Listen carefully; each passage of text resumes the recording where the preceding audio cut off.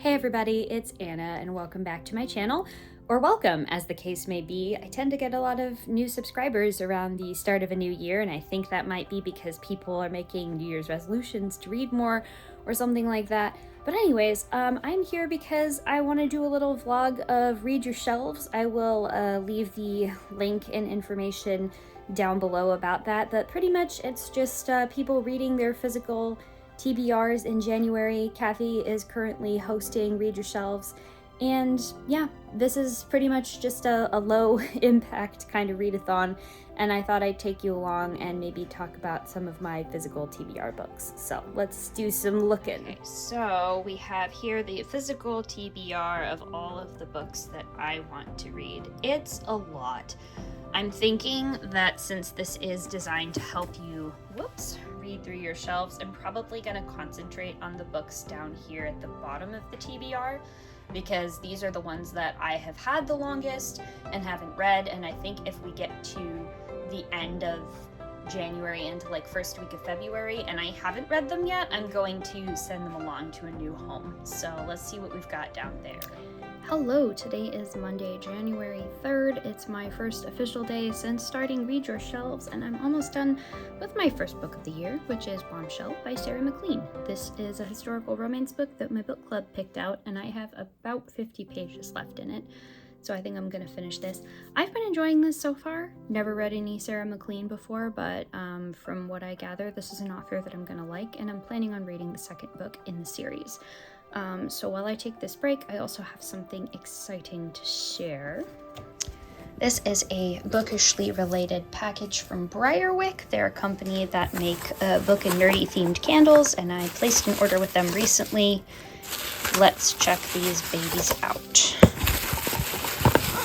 So I got a bunch of the ones that are based off of the Tamora Pierce characters. So we have Killadry. Kel's my favorite book series. Can't wait to try that one out. This one is Dane. Dane comes in at a close second for me, I think. What's we got here? Bubble wrap. There's Alana. Good old Alana. I just finished rereading her series, actually. And I think we have a Numair one and a Tortal one. Correct. Numair, there he is. And Tortal. Well, since Kel is my favorite, I think I'm going to light up the Kel candle and see what she smells like. This will be interesting. Let's try it. Oh, that's nice. It's kind of a green, fresh woodsy scent. So let's light this up, do a little bit of reading, and see how it is.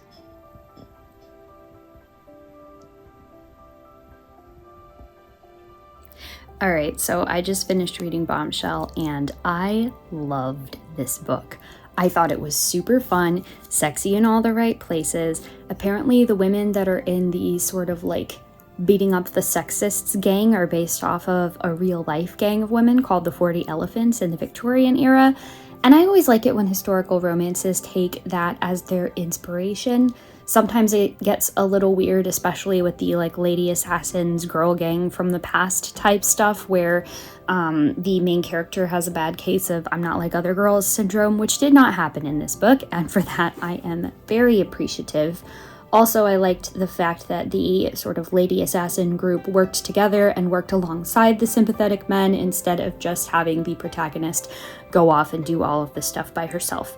I really enjoyed this book. I know that Adelaide, the side character, is getting the next book in the series, but really I can't wait for Imogen's book because she's cool and she just gets to blow stuff up. So now that I've got that finished, I have a little bit more reading time left, and I think I'm going to start my Emily Tesh novella thing, like the silver green wood, something like that. That's what I'm going to start next. Okay, didn't realize I was still recording. One thing I forgot to mention about Bombshell is that there's some incidental queer representation. It's kind of hinted at that the main character is not heterosexual. That doesn't really come up too much across the course of the book, but I figured it was worth mentioning. And now we're going to start Silver in the Wood, which is a little 100-page novella by Emily Tesh. See you. Okay, so we have here the physical TBR of all of the books that I want to read. It's a lot. I'm thinking that since this is designed to help you, read through your shelves, I'm probably going to concentrate on the books down here at the bottom of the TBR, because these are the ones that I have had the longest and haven't read, and I think if we get to the end of January into like first week of February and I haven't read them yet, I'm going to send them along to a new home. So let's see what we've got down there. So I'm narrowing it down to the books that I have had on this TBR for the longest, and I'm going to be choosing from these any of these that I don't finish by the end of the month, or at least start and abandon, I will be letting go. Let's start with the Overstory. My mom recommended this book to me a little while ago. I think it's about trees, I don't actually know. But she keeps telling me to read it, and I feel like it's about time I do it. I think I've had this book for like 3 years and haven't read it yet. The Wren Hunt, I think I found out about this book because of BookTube. Clearly I bought it at Half Price Books. Probably like 2 years ago, maybe 3 years ago now. This was like a purchase right before the pandemic shut everything down. This is a folklore story. I've got I'm Thinking of Ending Things, pretty short. This is the novel that inspired my favorite movie of the year 2020. It's really cool. Wanted to read the novel. Silver in the Wood. This is a novella that I actually wound up with the sequel for. Realized I never read the first one in the series. Silver in the Wood, I believe this is some sort of folkloric type thing. Blackfish City. This was another book that was a Half Price Books purchase right before the pandemic. Speculative, futuristic, that kind of thing. Hollow Kingdom. This I have had for like since 2018, maybe, when it came out. I don't remember. 2019. I know this is a book by a local author. It takes place in Seattle, as you can see from the Space Needle there, and there's a talking crow. That's the main character. And then, Once Upon a River. Read a couple books by Diane Setterfield over the years, but not this one, and it looks interesting. The river looks kind of like it's the head of a goose, which maybe gives me some fairy tale retelling vibes. So we'll see. I will be probably mood reading these throughout the month. I'm gonna figure out, after I finish my current book club book, which of these I'm going to start, and I'll keep you posted.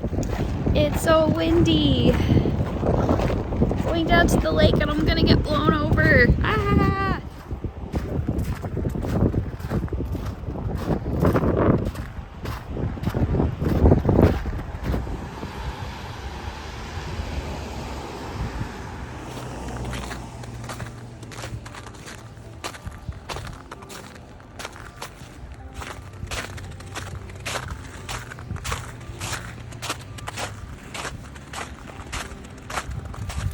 They think I have food. I don't. My pockets are full of rocks and dog bags, and also my keys.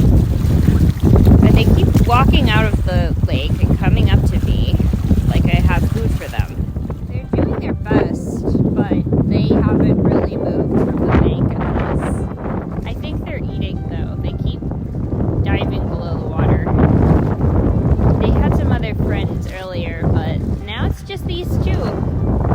Alone against the world.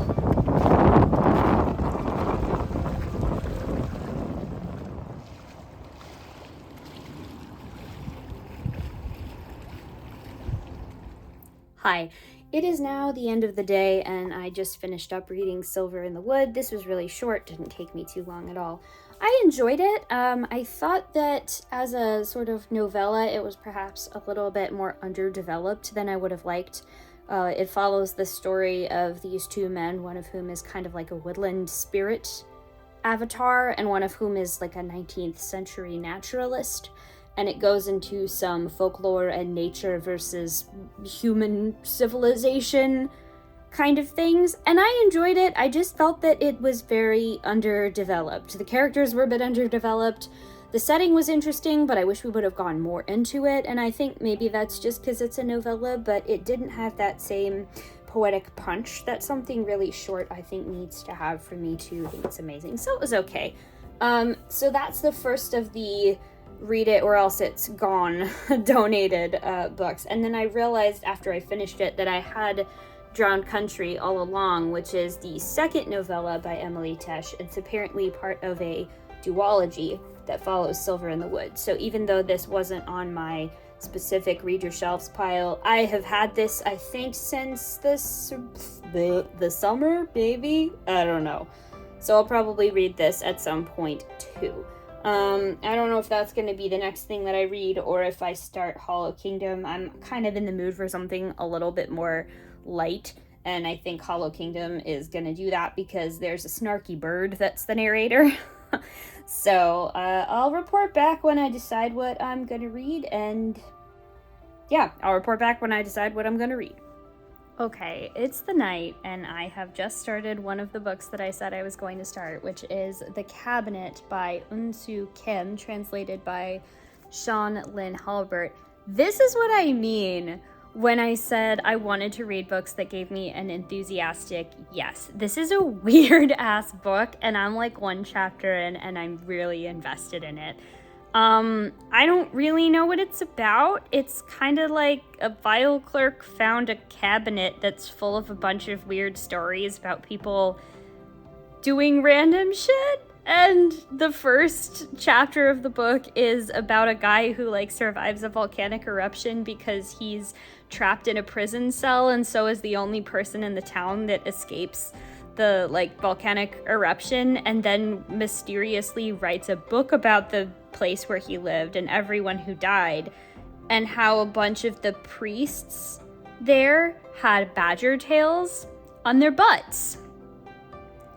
And that's the first story, and it had me laughing out loud. It's very bizarre. I want to know what's going on with this book. I can tell the sense of humor is going to be just deliciously off-kilter, and then apparently I looked up in the back of the book, this Angry Robot publisher says that they publish science fiction, fantasy, and what the fuck in Terrobang. So I love that sense of humor. That's so great. So I've just finished the first chapter. I'm about to start the second, and then I have book club later tonight. So I'm probably going to keep reading this later tonight. And yes, I think it's safe to say this one has an enthusiastic yes from me. I now have you down on the floor with me, which is kind of near to where the TBR pile is. I use my head to block the light. And now that I'm thinking about it, I'm probably going to pass on the Wren Hunt as well. Honestly, when I picked this up, I couldn't even remember anything about the book or anything about why I wanted to read it in the first place, which I think means it's a sign that that's gonna go on to somebody else. So with that, I've got 4 books left in this stack of the oldest books on my TBR that I wanted to get through. And again, in the interest of picking up things that I have an enthusiastic yes for, I'm looking at other books that I have on my shelves right now. I'm debating between starting another romance or starting a weird book. I have a couple different things that I could choose from. So I don't know what I'm gonna pick next. I'm kind of in between books at the moment. The main thing that I'm reading is actually like a Anarchist essay collection right now that I've slowly been making my way through. So I'm enthusiastic to pick that up. It's just something that I only read a little bit at a time. Like I read like one of the short excerpts probably once a day when I wake up and have my coffee, and if there's like 30 different essays in it, obviously I'm reading that pretty slowly. So right now that's what I'm picking up enthusiastically. I am also listening to, this isn't for Read Your Shelves specifically, but I am listening to the audiobook of Take a Hint, Danny Brown, which I got from the library. I am really enjoying that. I'm kind of pacing myself as I go through that just because I'm trying to be like more mindful while I'm actually reading instead of just blowing through things without really paying too much attention to the story and the characters and stuff. So that's where I'm at right now. I don't know what I'm gonna start next. We shall see. Good afternoon. It is now, what day is it? Wednesday, January 5th, and I'm just checking back in with the reading vlog. I'm about 50 pages into Hollow Kingdom by Kiera Jane Buxton, and It's just not really grabbing me too much. I bought this book when it first came out, which is like 3 years ago now, and I was really intrigued by the premise at the time, but I'm giving myself about 50 pages to determine whether I'm getting the enthusiastic yes for it, and honestly, it's just not there for me right now. I keep trying to remind myself because, like, I don't know, especially with BookTube, I feel like there's so much pressure to be a completionist when it comes to reading books. Maybe this comes from, like, having to read books for school where, like, you really do need to finish it because it's for an assignment, but I'm still really just trying to prioritize reading for pleasure this year, and so if it's not getting a super enthusiastic yes from me, I'm just not going to continue reading it. Like, I feel like another way that I could phrase this was, if this was a library book, would I feel bad about returning it before I finished? That might not work for you, depending on how you do this, but yeah. I'm going to pass this on. Hopefully somebody else, I'm sure somebody else will want to give this beautiful, wonderful book a loving home.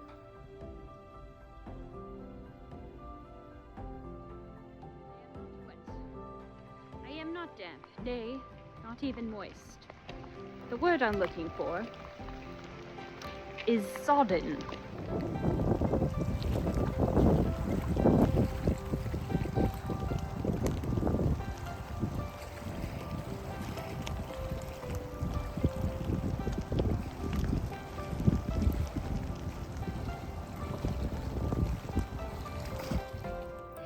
Good morning. It is Tuesday, the 11th of January. I am here waking up with my coffee, reporting in for another vlog update. I haven't done a ton of reading recently. My fibromyalgia is flaring pretty badly right now, and so I have been spending a lot of time sleeping and just like trying to get through the day with stuff like that. But I have a couple Read Your Shelves updates to share with you. The first one is that while I've been not feeling well,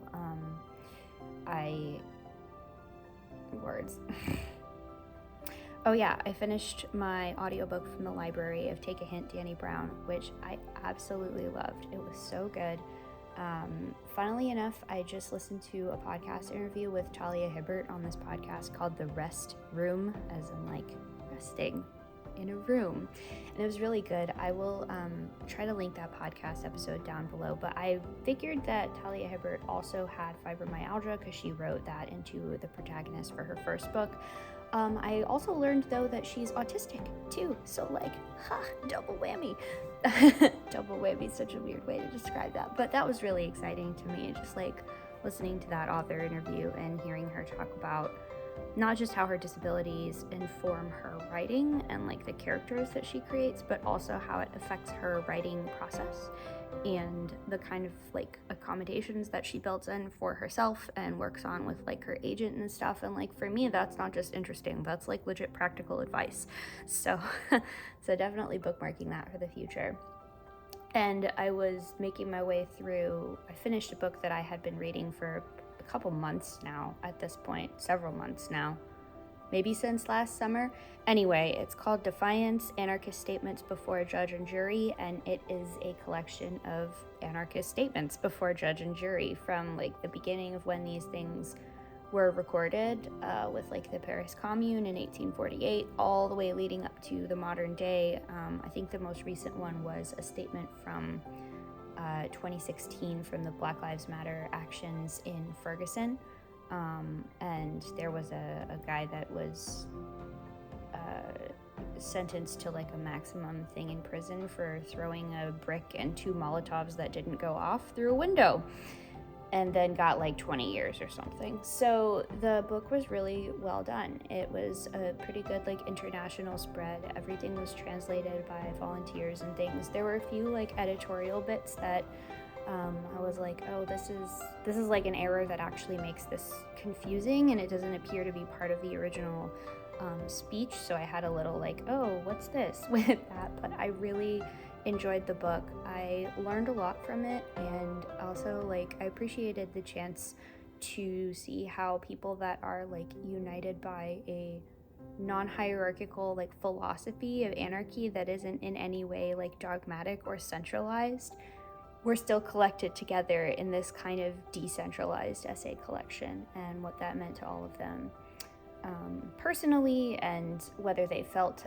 that they acted completely as individuals or as part of an organized collective or a more abstract like global association of anarchists. So I really liked that book, would definitely recommend it, especially if you're interested in like the legal proceedings aspect of this.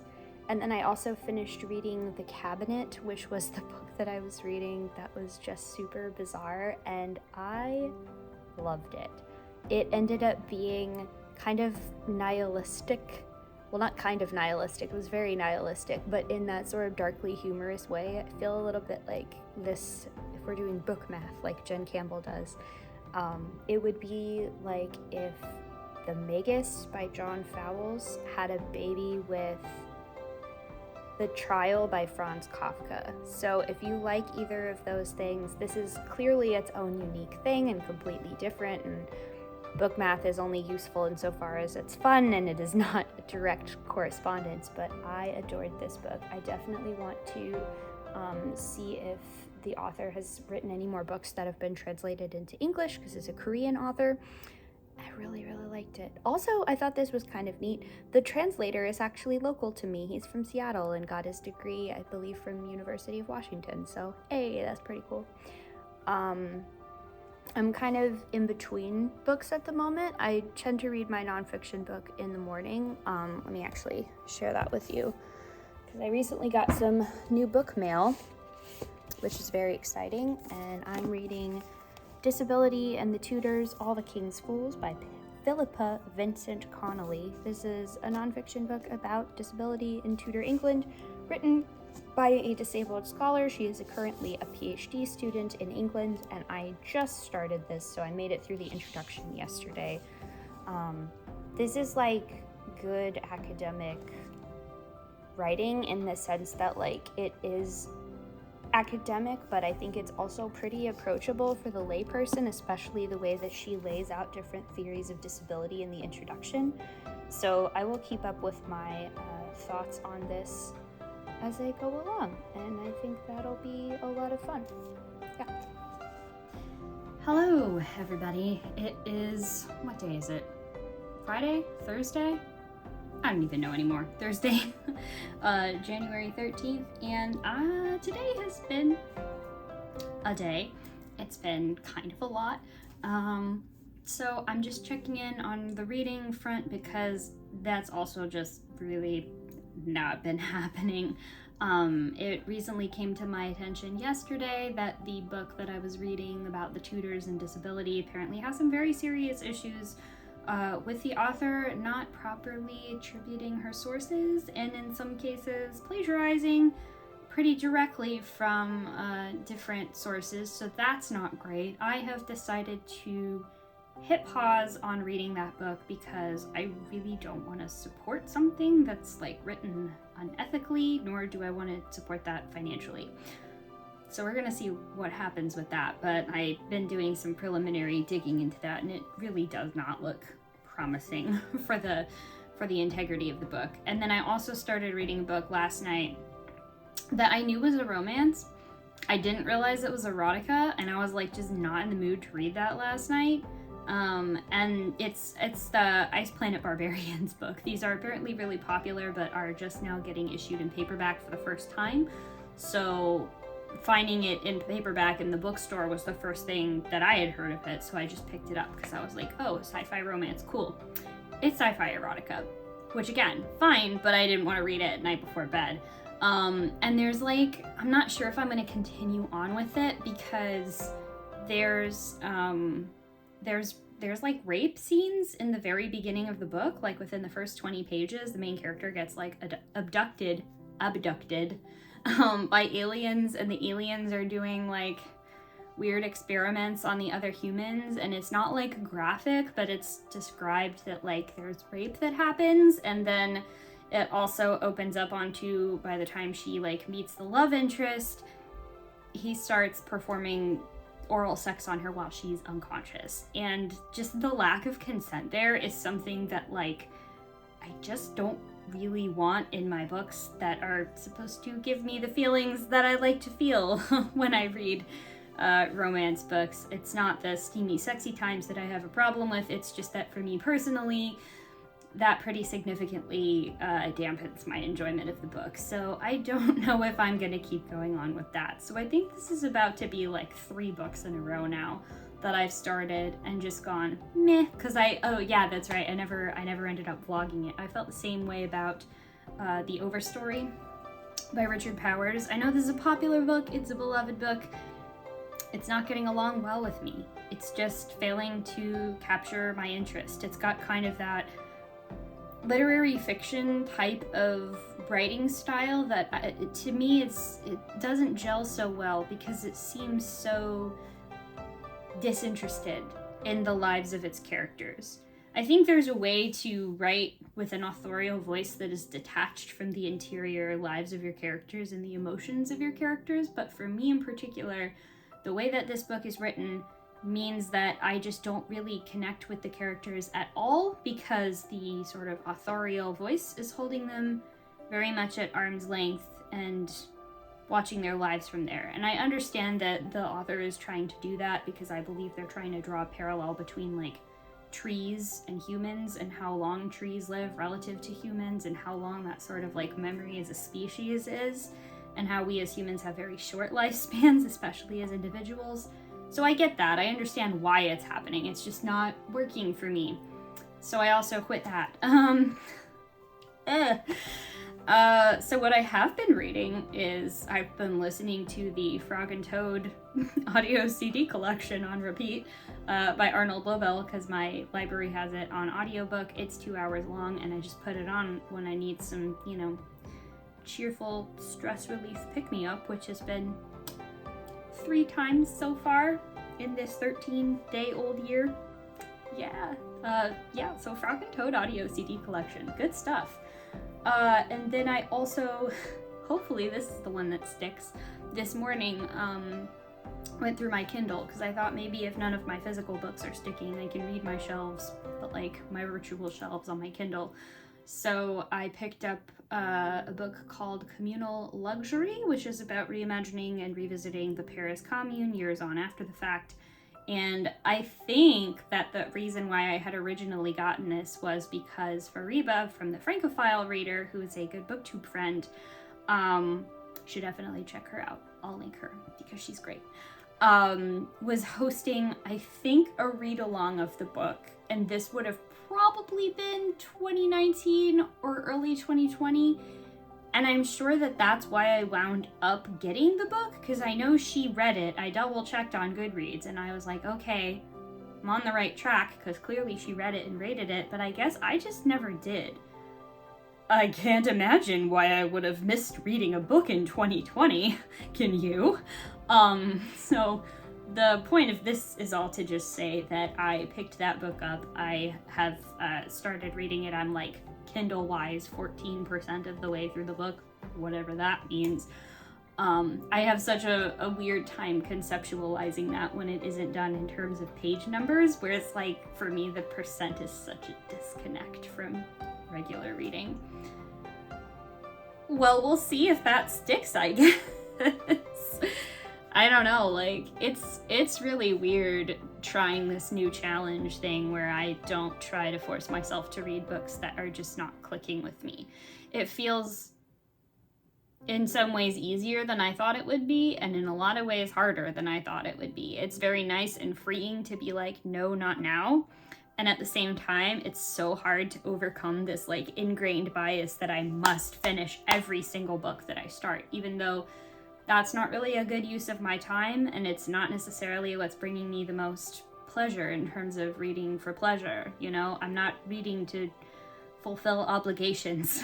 I don't have to read to fulfill obligations, so I'm not going to. It's just really hard to get out from under that sort of mindset, I suppose. And my computer just went to sleep, so if the lighting just changed dramatically, that is why.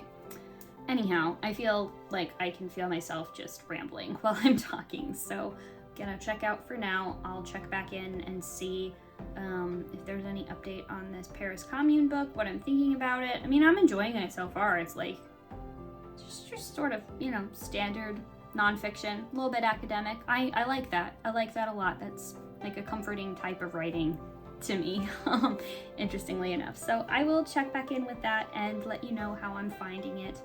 I hope that you all are doing well. Like I said, if I am having a doozy right now of a 13-day-old year, I'm sure that there are other people out there who are too. So hope you're doing well, and I will see you shortly.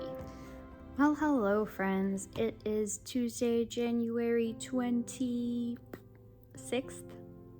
I think. And I haven't vlogged in a lot of days. I don't exactly know how long it's been. I haven't been doing a whole lot of reading, so I haven't been picking up the vlog camera quite so much, but just checking back in to say it's kind of a shame, but I had to put down the disability in the Tutors book because the further I got into reading it, something was just a little bit off about the book. So I did some digging, and it appears that there are some concerns that the author has cited sources without the proper attribution, or in some cases just sort of directly copied from sources, and that is indeed plagiarism. So I didn't want to continue reading that book. I ended up just removing it from my Goodreads. I'm not giving it a rating or anything because I don't know that that's necessarily productive, but I returned the book and asked for a refund because I was like, I don't feel comfortable paying for this and giving my financial support to something that is potentially plagiarized. So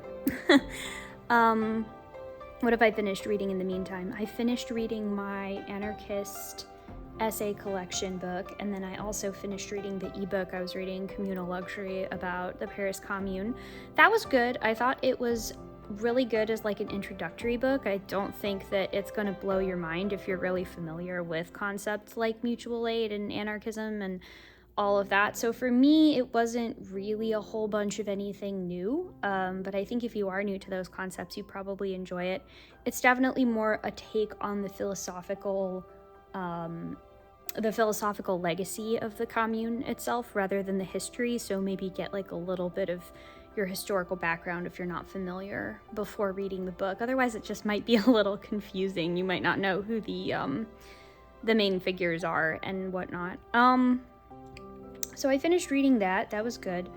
In my Goodreads review on that, I go into it a little bit more in depth though, but one of the things I thought was missing from that book was that there were a few times where the author would brush up against specifically William Morris's travels in Iceland and then Peter Kropotkin's visits to Finland, and the author kind of brushes up against how this affected their ideas about anarchy and communal living and things. And I think that there was a really good missed opportunity, unfortunately, to talk about Indigenous ways of being and relating to the land and the way that Indigenous cultures have, just been living alongside and with the natural world in a way that is more sustainable than Western industrial culture. And I just thought that was kind of a missed opportunity to talk about, especially since both Morris and Kropotkin did do a fair amount of writing about the Indigenous peoples that they met there and just about the way that influenced the culture of those countries overall. So that's kind of where I'm at with reading. I'm still reading Winter's Orbit by Everina Maxwell for my book club. I'm about halfway through that and I'm really enjoying it. I just keep reading it when I'm about to go to sleep, so I'm reading it really slowly, one chapter at a time. I want to sit down and read it for a more concerted amount of time, but as you can probably tell from out here, it is still Pacific Northwest winter. My city is currently parked underneath a giant fog cloud that has been here for 4 or 5 days now and seems like it's here to stay. So yeah, there's that. I did get some cool book mail today. I got At the End of Everything by Marika Newcamp. This is their new book. I actually need to read Kith and Kin, which is their novelization for Critical Role's Vox Machina. I'm really excited for that book. This one seems like it's going to be dealing with some more intense topics like pandemics and institutionalization and police violence, so I'm still looking forward to reading this, but I might wait until just the general milieu of the world outside is a little better to read that. Honestly, like if a ray of sun showed up, a literal ray of sun, I'd probably be okay to read it. But right now I'm just kind of like, I'm gonna stick to reading stuff that is a little bit more cozy. So that's all I have for you right now. We'll see if I actually get this book finished in time for the book club. It's kind of long. It's over 400 pages, which I think is longer than anything I've read for this book club before, maybe. So we'll see. But yeah, I will talk to you soon. Hello, it's future Anna checking in from the ripe old date of, what is it, February 4th? I kind of forgot to end this reading vlog. Oops. But I just wanted to say I had a really great time practicing this sort of radical new I only read books that I'm super enthusiastic about. I think that my most memorable read of this month is definitely going to be The Cabinet. I think that's on my list of favorite books for the year so far. And then I have gotten back into more of my comic books and graphic novels because I had a bunch of those that I was really behind reading. The standout favorite for that was called The Unfinished Corner of the Sky, which is a graphic novel for like middle grade readers, I think, that has a lot of Jewish mythology and folklore and that sort of thing in it. I really loved that. I want more of this in media. I think it's great. And yeah, that was another standout one for me. But this is where I'm going to end the vlog. I had a great time doing Read Your Shelves. I hope that all of you that were doing the same thing also had fun. Thank you much to Kathy, as always, for hosting this. And let me know if you like this type of reading vlog. This is really kind of disorganized, and granted with this like fibromyalgia flare, I definitely fell off more of my recording at the end because I just wasn't reading much and I wasn't feeling good. But if you like this type of vlog, I know it's kind of longer than what I tend to usually post, please let me know because I actually had a lot of fun making it, and I hope that you enjoyed watching it too. So yeah, oh yeah, obligatory end of the vlog stuff. If you are not subscribed to this channel and you would like to be, go ahead and hit the button because I would enjoy that very much and you will get updated every time I post a new video. Lately it's been a lot of Twitch streams. I've been streaming narrative games over on Twitch. But I'm hoping to make like at least 1 or 2 reading related videos per month. You can also check out the different games that I've been working on for my job. It's been a very busy, very hectic time for publishing and release for my job. But yeah, I just had my first game come out with my business partner Colin as 6-string games. And you can check us out there. It's called Ray Cats. It's a game where you play as superpowered, super swole nuclear mutant cats that change color near radiation. And you have to stop a threat from getting to the big treasure at the heart of the Rad Zone. So, you know, check that out if that sounds interesting to you. As always, thank you all very much for watching, and I'll see you in the next one. Bye!